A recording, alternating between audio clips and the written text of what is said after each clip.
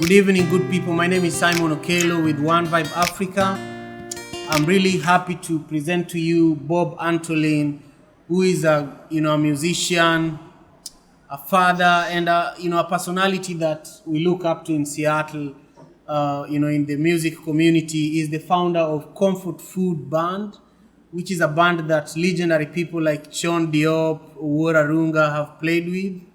And Bob and I have also played, at Folk Life together, and at small private events in other locations in Seattle. So it's truly a privilege to sit here with you tonight.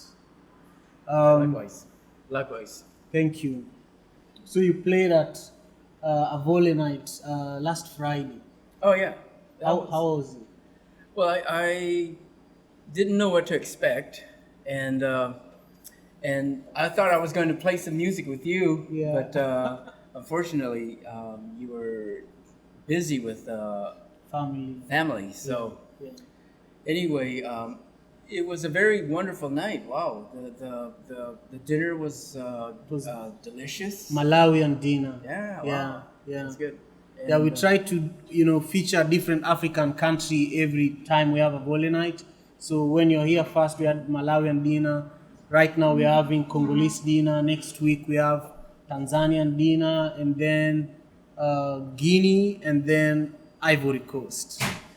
nice. Now, could you just walk us through your journey of how you ended up in Seattle? Because, all of us somehow, America is a country of immigrants, and some of us don't really want that to be discussed. So we just Right. want to learn a little bit about your journey, how you ended up in Seattle, and musically, how you've been able to connect with all these people that we've both worked with. All right. Yeah. That's a very interesting question. My father, he's from the Philippines, and met my mom, who is Korean, when my father was in the U.S. military, and he got stationed from the United States to Korea during the Korean War conflict, and that's where he met my mother, and then so I was born in Seoul, Korea, Oh. not too far from the military base there. Mm. And anyway, he got stationed back to the United States from Korea when I was 5 years old. So actually, my original language was Korean. But when we came to the United States, there was this, as you know, the acculturation, Americanization process that kind of seeps into your lifestyle, Right. your life. Right. And so it was an interesting transition for me because my mother would speak Korean to me at the beginning when I'm 5 years old, and I'd speak Korean back. But as time proceeded, she would speak Korean to me, I would speak English back, and then ultimately she began to speak English to me. I would speak English back, and I didn't keep the language. Yeah. It's so tough, man. I've three girls. One is 5, another one is 2.5, and the last one is very little, 12.5 weeks. And I'm so determined. I'm speaking to them in Luo and Kiswahili, and their mom is white, so she speaks with them in English. And at school, it's English primarily, and it's always a battle. When we are walking to school, they know that they're going to an environment where it's going to be English, so they start telling me, Daddy, you know that they're signaling you not to talk too much in that other language. But I'm so persistent. Even in school, I call them in Kiswahili, and now they're a little more relaxed. But if you were to be in a situation like that, what would you do? Now that you lost this other language, Right. and you're father to a few kids. Are your kids speaking Korean at all? No, but I had an opportunity to go to live in Japan back in the mid '80s to the mid '90s, Right. and so my older kids, when we were there, they learned the language, and they speak. The two older kids they speak Japanese. Okay. So that's an interesting process all in itself, Right. where the acculturation in Japan was I'm not Japanese, and I look Asian, right? And I could pass as Japanese, but once I start speaking in Japan, they know that I'm a foreigner, and in Japanese they say gaijin. Mm. So if you guys go to Japan and you hear gaijin, that's you. Yeah. Now, musically, you work with a lot of African, All right. African people, especially some of the people I was mentioning, and it's directly through Chon Diop from Senegal that we met. Yeah. Right. Why is it that you work with a lot of African musicians? Like, where did that connection? Let's see. Get started. My background is I went through the School of Music at the University of Washington, and then went into the master's program in ethnomusicology. So I at that time I began a fascination with world music, like a focus on world music and just culture in general, and and how I got to the University of Washington was there was a jazz saxophonist there. His name was Joe Brazil, and a wonderful saxophonist, and had basically a contemporary of like John Coltrane, Pharoah Sanders, etc. And so I studied saxophone with him, and so I got into jazz music very deeply through him, and in that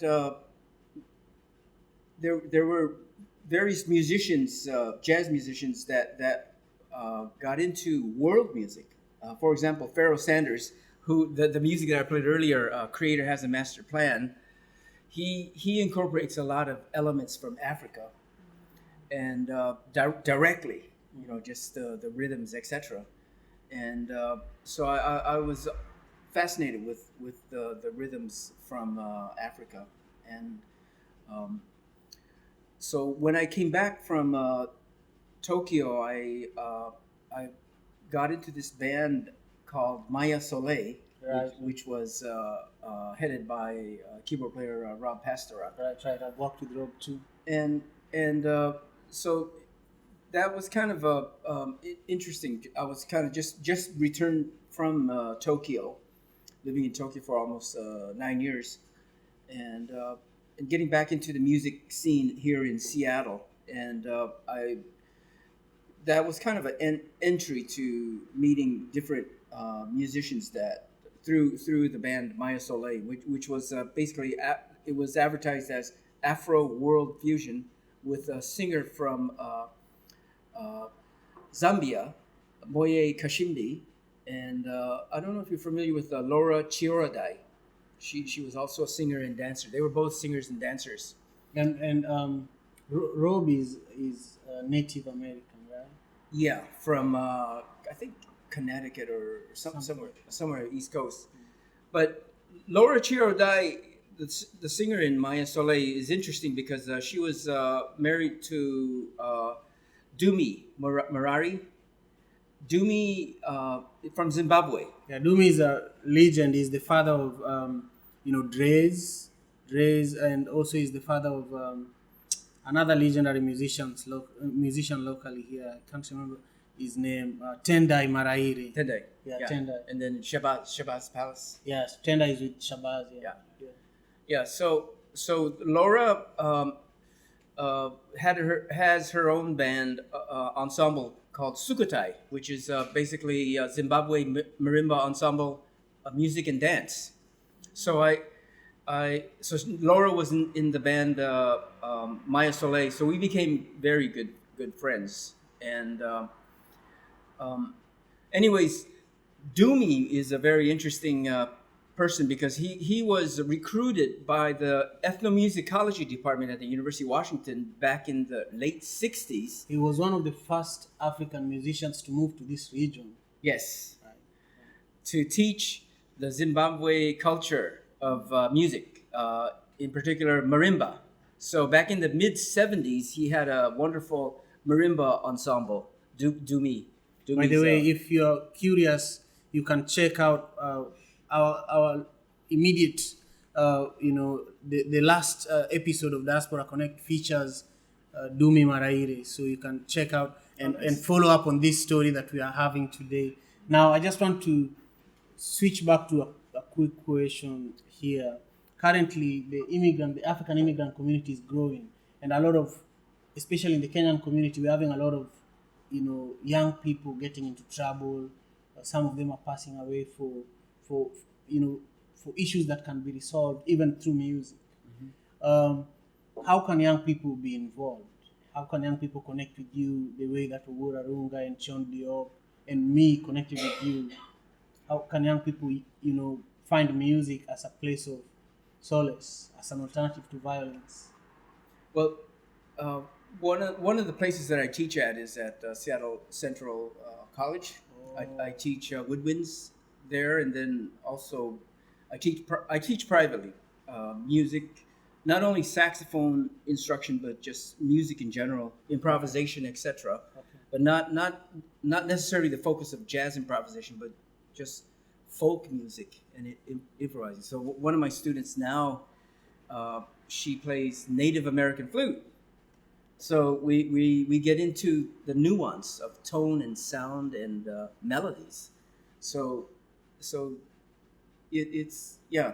So anyways, in terms of teaching, I teach in that situation. Also, I produce. I have a recording studio in my house, and it's a coincidence that I produced this singer from Congo.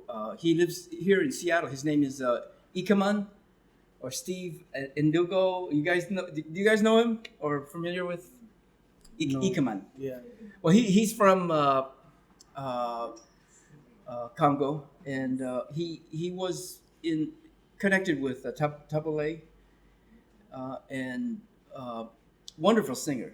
So I was fascinated with his voice, and we were able to get a recording of his music together. So, well, thank you for taking the time to chat with me today. Again, I want you to look at the camera and just tell people to subscribe to One Vibe TV on YouTube. Subscribe to One Vibe TV on YouTube. Thank you so much. Thank you.